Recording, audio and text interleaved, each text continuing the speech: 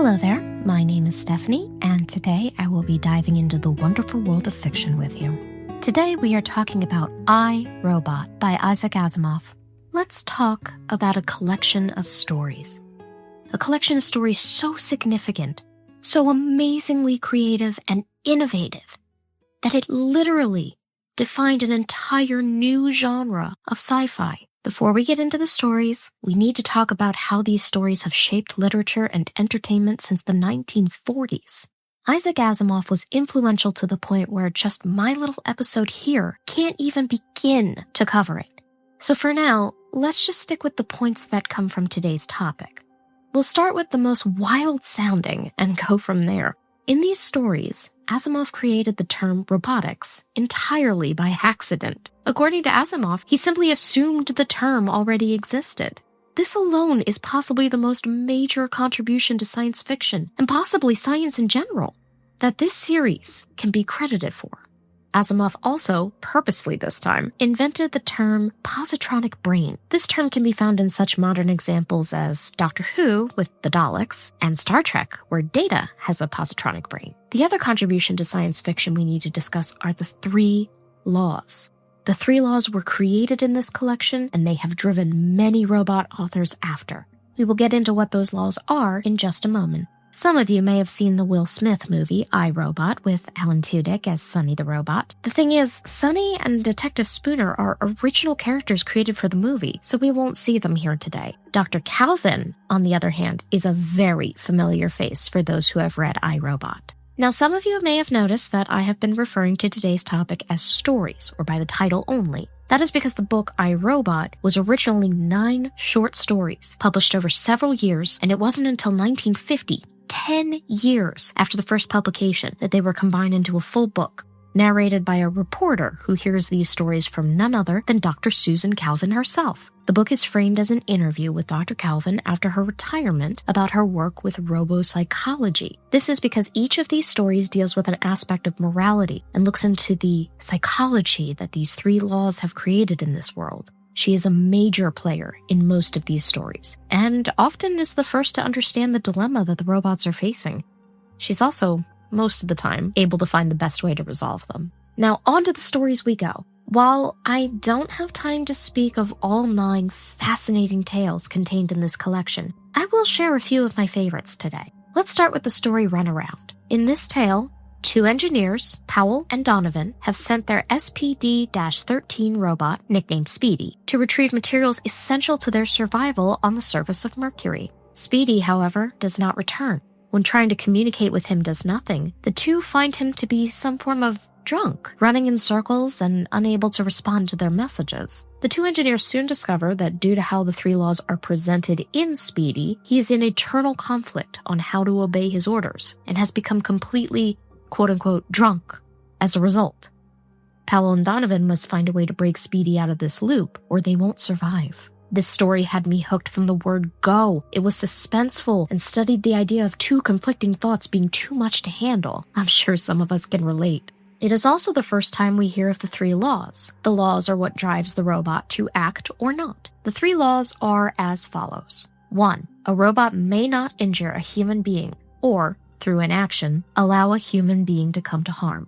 2. A robot must obey the orders given it by human beings except where such orders would conflict with the first law. 3. A robot must protect its own existence as long as such protection does not conflict with the first or second law. And it is these laws that become the central plot point of each of these stories. Whether trying to resolve a conflict with the laws or something is failing in the laws themselves, each robot has a unique issue that deals with these laws that are designed to be flawless. I think that's what makes these stories so unique. In each story, we are told that these laws are absolute, and in each story, we find reasons to doubt them. Sometimes, the laws have been altered to an extent that causes issues with the other laws. Sometimes the fault is with the humans running the operation. But each time we see something happen with a rogue robot, it's likely the 3 laws are behind the trouble. The second story I want to discuss is Liar. This story deals with much more moral dilemmas rather than mortal peril.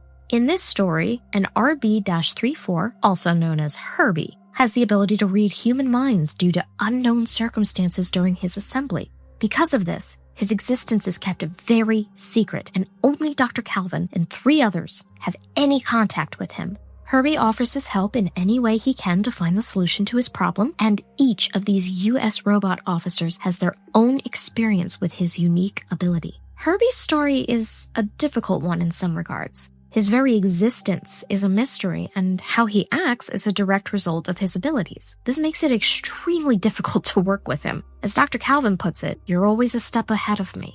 The interpretation of the 3 laws is a critical factor here. Herbie must obey the 3 laws. But what does that exactly mean for a robot anomaly like Herbie?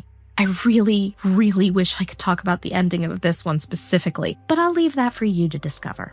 Finally, the last story I have chosen for today's episode is Little Lost Robot. This particular story was one of the most popular, earning it a place on the TV show Out of This World in 1962. Here, Dr. Calvin is tasked with finding an NS-2, Nestor 10, that has gone missing.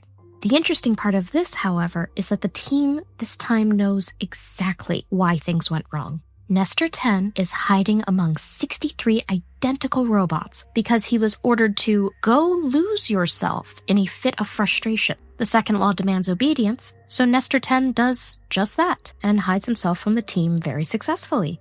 But Nestor 10 is no ordinary robot, and he must be found at all costs. In this particular story, the 3 laws are at play once again, however, not in the sense one would think at first. In this story, the first law has been purposefully altered, much to Dr. Calvin's horror. Nestor 10 is programmed not to harm a human, but that's all. The second part of the first law has been omitted to accommodate the dangerous working conditions the team experience daily. Positronic brains were constructed that contained the positive aspect only of the law, which in them reads, "No robot may harm a human being." That is all. They have no compulsion to prevent one coming to harm. But Dr. Calvin provides us with the other side of the coin with the following scenario. If a modified robot were to drop a heavy weight on a human being, he would not be breaking the first law. If he did so with the knowledge that his strength and reaction speed would be sufficient to snatch the weight away before it struck the man. However, once the weight left his fingers, he would be no longer the active medium. Only the blind force of gravity would be that. The robot could then change his mind and merely by inaction allow the weight to strike. The modified first law allows that. This story is intensely captivating, and Nestor 10, while not as endearing as Speedy or Herbie might be, is a fascinating example of the importance of the 3 laws. While often flawed, they are there for a reason, and Nestor 10 shows the danger of ignoring these laws. I could probably go on and on about iRobot and the impact it had on the world, as well as me personally, but I think that's about all the time we have for today. This collection is a piece of history, and while some of the dates mentioned would make us chuckle, Liar, for example, takes place in the distant year of 2021, 40 years before Dr. Calvin's interview. The stories are just as gripping as ever. Also, after rereading these stories, I'm definitely noticing things that didn't register the first time through, like that Herbie prefers fiction books to the mathematic books he's been given to study, or that Nestor 10 may have been influenced by more than the order itself. Let me know your thoughts in the comments below. Until next time, this has been Book Wormies. My name is Stephanie, and I hope to see you all again very soon. Bye-bye.